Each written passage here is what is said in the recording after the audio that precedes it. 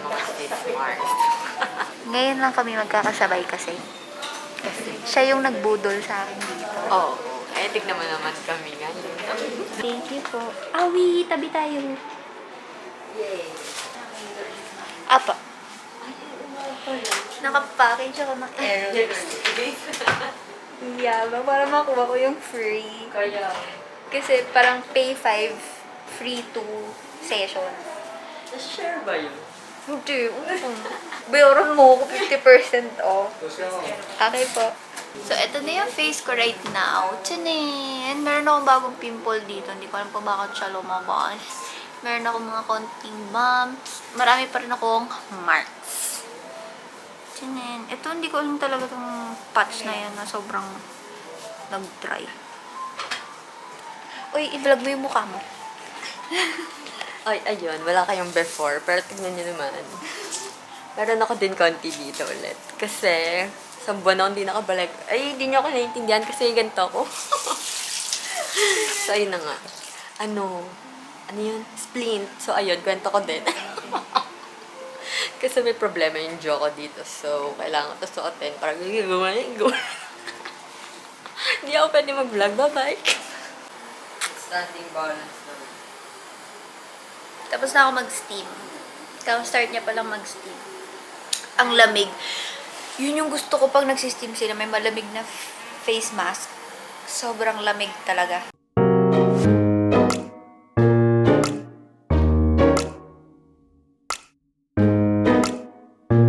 So, we are home and I would like to recommend this to you guys. Itong bag na to. This is from Flossom. Ngayon ko lang siya ulit ginamit kasi nakalagay ito sa bag ng girls na pang alis namin, yung mga pang gala-gala namin na bag. Ngayon ko lang siya ginamit for personal use kasi nag-tote bag ako today. Ang ganda niya gamitin kasi meron siyang parang metal dito. So, kapag inopen mo siya, ganyan siya. I don't know if you guys can imagine, pero less hassle siya, okay? Kasi pag inopen mo siya, since may metal siya, naka-open siya na open wide talaga. Tapos may kita mo lahat ng gamit mo. So, andyan yung wallet ko, vaccine card, charger, alcohol. At saka sobrang nice niya talaga. Parang makikita mo lahat ng gamit. O yan, makukuha mo lahat ng dapat mong makuha. Kasi nakaganyan siya. I will recommend this to you guys. Waterproof din siya. Makapal yung material niya. And dito sa loob, meron din siya mga pockets. Ayan. So, maganda to kapag ganun nga may tote bag ka. Tapos, yan. Ang favorite ko kasi gamitin na ganito, parang inside pouch, yung sa odd. Kaso kasi pabilog siya. So, hindi ko malagay yung vaccine card ko kasi baka bumilog din yung vaccine card ko, no?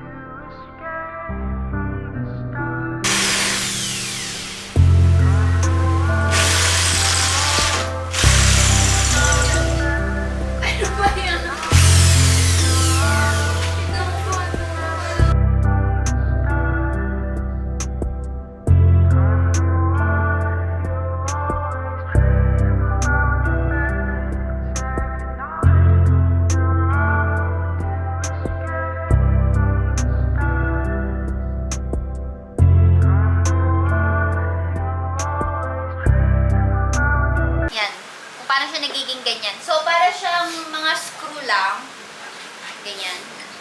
So, iikot mo lang siya dito. Gano'n na. Kaya madali lang siyang gawin. Ang mahirap, mag-screw, mag-install. Pero madali lang siyang buuin. At saka kapag na-receive nyo siya from Shopee, eto lang kasi yung nag-iisang shop na nakita ko sa Shopee na nagbebenta ng ganito. Naghanap din ako sa marketplace. Same shop din. So, sa Shopee ko na lang binili. Kasi Tagaytay pa sila. So, mahirap yung shipping. So, ayan. At saka pag na-receive nyo siya, meron siyang grasa. Hindi naman super dami, pero kita nyo yung kamay namin kanina, di ba parang puro grasa. So, ayan, ikot mo lang siya ng ganyan. Tsaka mura lang to. Yung buong set, bali ang binili ko kasi 4 na ganyan eh. 1, 2, 3, 4. Maglalagay pa kami dito sa dalawa sa baba. Naka 2, 3 lang ako. Kasi itong mga ganito, parang 30 pesos lang to. Tapos ganito, 60 pesos. Ganon. Mapapamahal ka lang kung marami kang bibilhin. Pero mura lang yung per part. Ayun! Per part. So, ganyan. Bali, ito yung nakadikit sa wall. Ito yung i-screw nyo siya sa wall. Tapos, importante rin na meron kayong anchor sa wall. Tsaka malaking screw. Kasi since mga damit yung ilalagay natin dito, mabigat. So, kailangan malalim at saka matibay yung pagkakadikit niya sa wall. So, after mo ilagay to, lalagay tayo ng elbow na ganito pa 90 degrees. And then, gagawa pa tayo ng isang ganito pa. So, bali, ang kinuha ko palang length, ito, 1/2 yung size nito. 1/2 yung size nitong 90 degrees.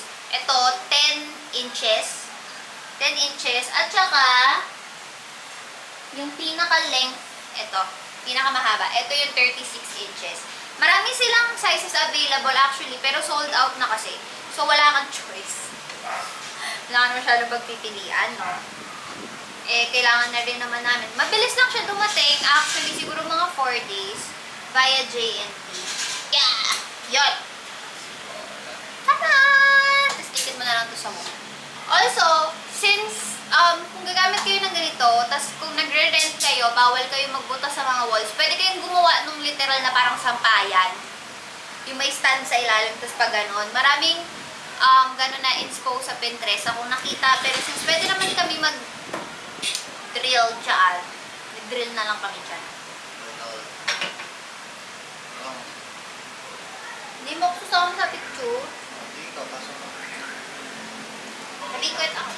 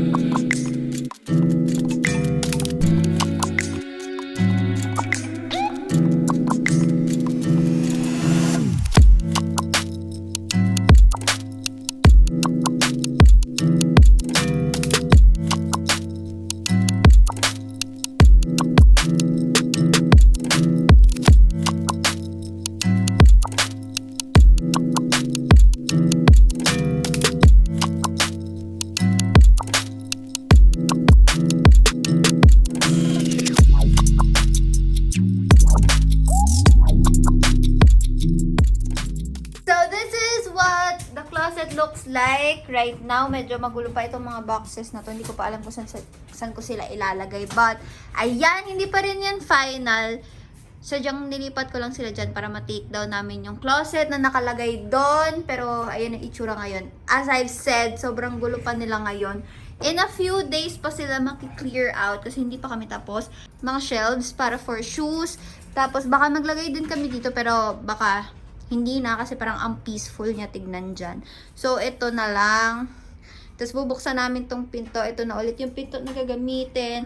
Sasarado yung pinto na yon. Ililipat tong mga gamit and stuff. So, matagal pa talaga siya matapos. Siguro mga ilang days pa. Ang nangangati yung cheeks ko. Kasi, di ba ito yung tinarget nung nag-Aivee kami ni Ella. Ito yung facial talaga. Tapos, since sobrang nag-dry yung skin ko dun sa medication na binigay sa akin sa Aivee. Nandyan, ayun yung dryness. Nandyan. So, ang kati niya, hindi gumakamot. Siyempre, baka ma-irritate siya lalo. So, yan, namumula siya ngayon. Pero, nothing to worry about naman. Kasi sabi nung derma, that's because of the medication na tinatake namin for acne. Yung anti-acne na gamot. Parang antibiotic. So, nakaka-dry talaga siya ng skin. So, ayan. But anyway, that is it for this vlog. Thank you so much for watching. And ilalagay ko yung links ng mga ganito sa description box below. Check nyo na lang. Sa Shopee siya available and stuff. So that is it for this video. And I will see you on my next one. Bye!